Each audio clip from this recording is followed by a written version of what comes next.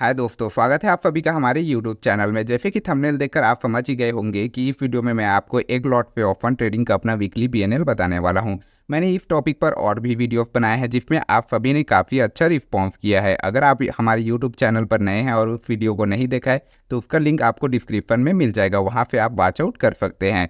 साथ में मैं आपको ये भी बताऊंगा कि मैंने ट्रेड कब और कहां पर लिए थे, उसके पीछे रीजन क्या था। और ये वीडियो लर्निंग प्रोस्पेक्टिव से भी काफी इंपॉर्टेंट होने वाला है, क्योंकि इस वीडियो में आप रिस्क रिवॉर्ड रेशियो पर एक इंपॉर्टेंट लेसन सीखोगे। जो भी लोग 80% 90% एक्यूरेसी वाले सेटअप के पीछे भागते हैं उन्हें इस वीडियो के बाद पता चल जाएगा कि उन्हें पैसा बनाने के लिए 80% 90% एक्यूरेसी की जरूरत नहीं है। वो 50% या 40% एक्यूरेसी में भी बहुत अच्छा खासा पैसा बना सकते हैं। तो चलिए वीडियो शुरू करते हैं। अब चलिए, मैंने यहाँ पर ग्रो ऐप में लॉगिन कर लिया है। यहाँ पर आप सबसे पहले कंफर्मेशन के लिए मेरा नाम देख सकते हैं।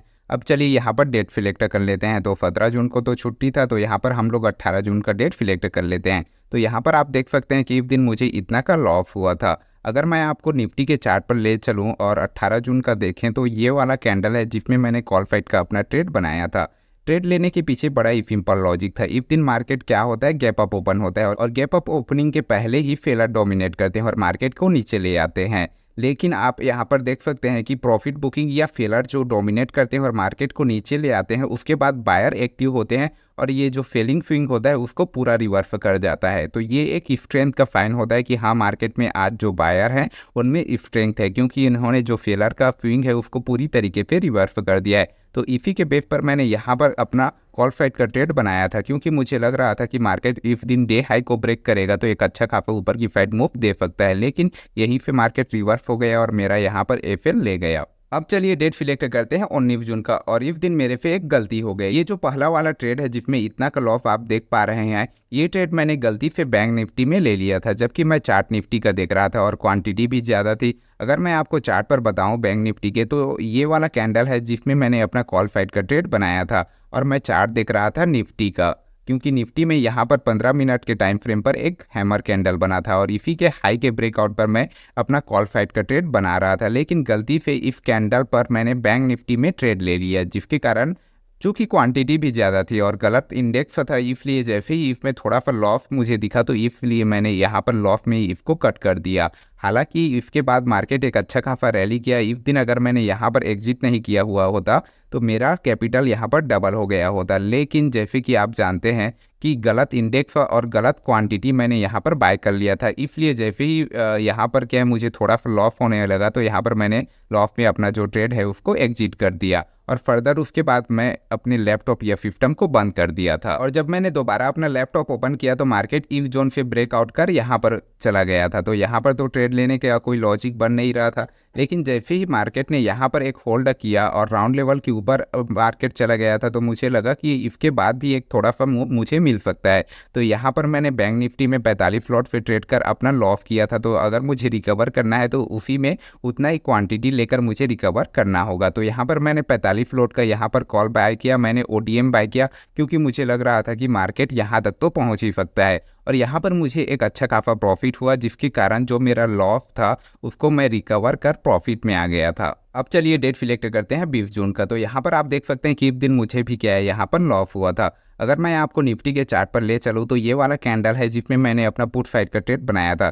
देखिए, ट्रेड लेने के पीछे सिंपल सा लॉजिक था कि मार्केट इस ट्रेंड लाइन को काफ़ी लंबे समय से फॉलो कर रहा है। तो जैसे ही इसको एक ब्रेकआउट वाला कैंडल ये जो गैप बन रहा था, इसी कैंडल में मैंने अपना पुट साइड का ट्रेड बनाया था।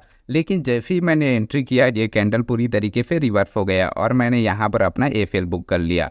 हालांकि मुझे थोड़ा सा वेट करना था, यहाँ पर कंफर्मेशन के बाद ट्रेड लेना था, लेकिन मैं ये ट्रेंड लाइन के ब्रेकआउट पर ब्रेक लेना चाह रहा था, क्योंकि मार्केट कई दिनों से इस ट्रेंड लाइन को क्या है ऐसा सपोर्ट रिएक्ट कर रहा था। तो जैसे कि आप जानते हैं कि कोई भी सपोर्ट अगर बार बार मार्केट रिटेस्ट करने के लिए आता है तो वो और ब्रेक डाउन के चांसेस काफ़ी ज़्यादा होते हैं। तो यहाँ पर मैंने इसी कैंडल पर अपना पुट साइड का ट्रेड बनाया था, लेकिन मार्केट ने इस दिन भी रिवर्स कर मेरा एफएल ले लिया। तो इस तरीके से अगर आप मेरा ओवरऑल वीकली पीएनएल देखें तो आपको दिख रहा होगा कि यहाँ पर मैंने टोटल 4 ट्रेड लिए थे, जिसमें मुझे 3 में लॉस और 1 में प्रॉफिट हो रहा था।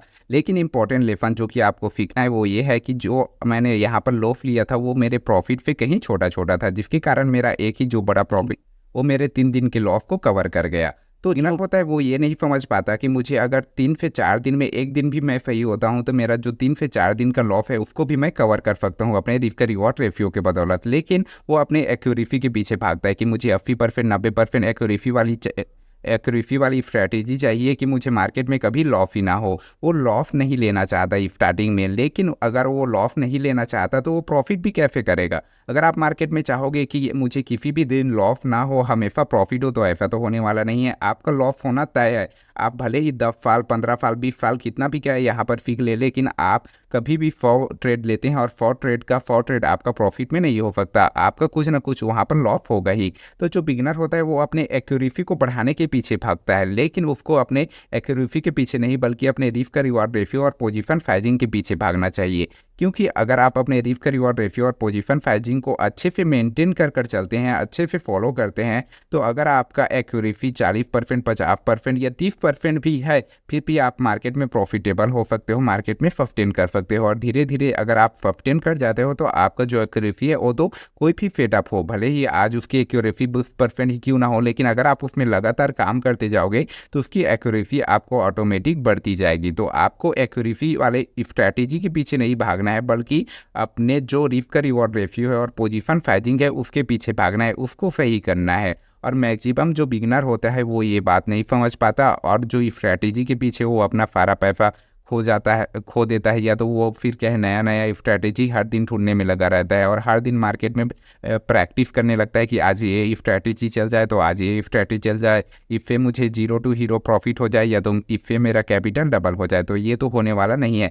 आपको कोई एक सेटअप ढूंढना है और उस पर लगातार काम करते जाना है अपने रिस्क रिवॉर्ड रेशियो और पोजीशन साइजिंग के साथ, तभी आप प्रॉफिटेबल हो सकते हैं। तो अगर आपको ये वीडियो पसंद आती है तो वीडियो को लाइक और चैनल को सब्सक्राइब जरूर कर दीजिए। मिलते हैं फिर किसी नेक्स्ट वीडियो में, तब तक के लिए धन्यवाद।